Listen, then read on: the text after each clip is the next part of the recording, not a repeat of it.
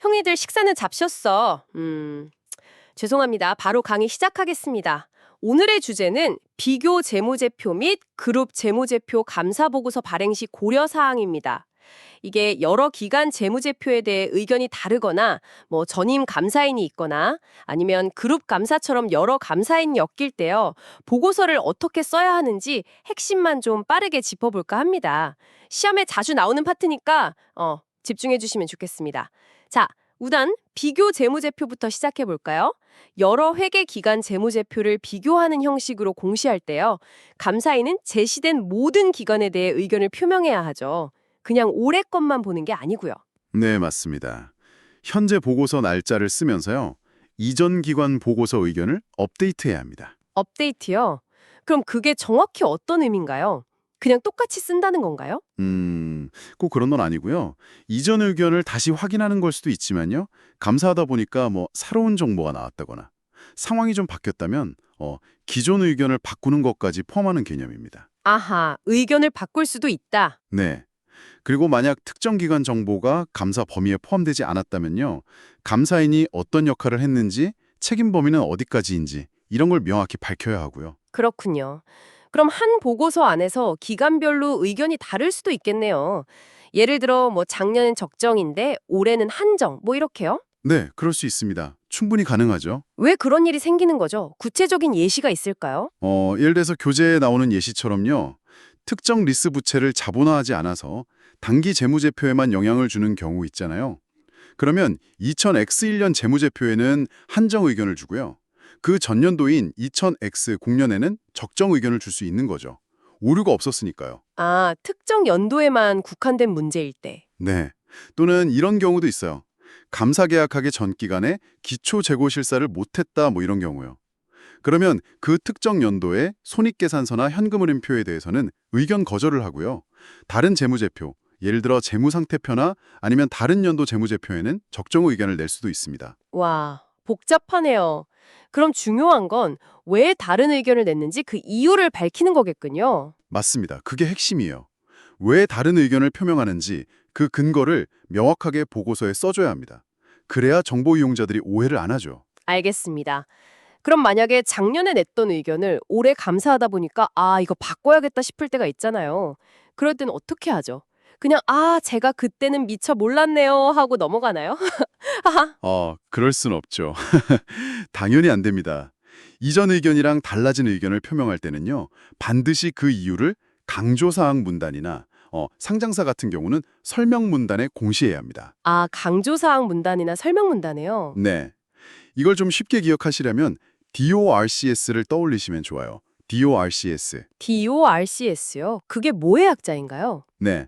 이전 보고서 데이트, 일자, 그리고 이전에 표명했던 오피니언, 의견 유형, 또 그 의견을 냈던 reason, 사유, 그 후에 발생한 changes, 변경사항, 마지막으로 의견이 달라졌다는 statement, 진술, 이 5가지예요. DORCS, 일자, 의견, 사유, 변경사항, 진술.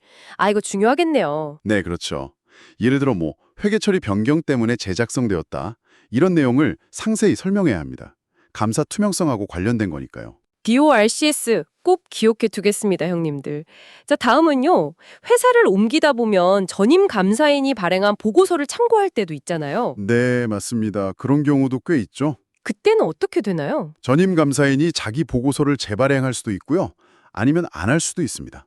재발행할 수도 있고 안 할 수도 있다. 네. 만약 재발행을 한다면 전임 감사에는 몇 가지 절차를 거쳐야 해요. 현재 감사 대상 기간 재무제표를 좀 검토하고 비교하고 또 후임 감사인이나 경영진한테서 확인서 같은 것도 받아야 하고요. 그럼 보고서 날짜는 어떻게 돼요? 변경사항이 없으면 그냥 원래 보고서 날짜를 쓰고요.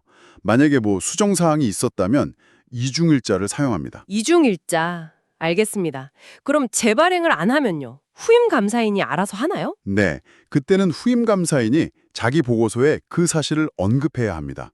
이전 기간은 전임 감사인이 감사했다는 사실하고 전임자의 의견 유형이 뭐였는지, 만약 변형 의견이었다면 그 사유까지요.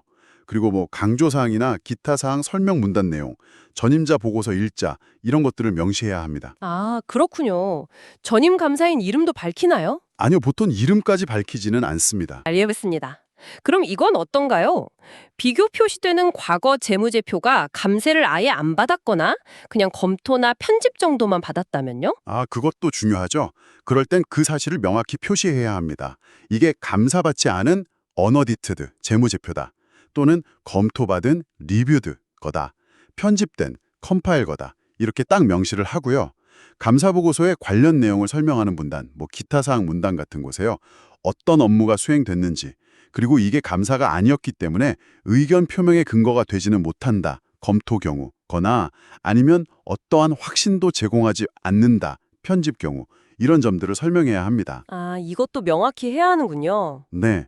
다만 그 SEC 제출 서류 같은 경우에는 그냥 미감사, unaudited 라고만 표시하고 보고서 본문에서는 따로 언급 안 하는 경우도 있긴 합니다. 네, 알겠습니다. 자, 이제 마지막 주제입니다. 그룹 재무제표 감사. 이게 여러 회사, 그러니까 구성 요소들이 뭉쳐진 재무제표를 감사할 텐데요.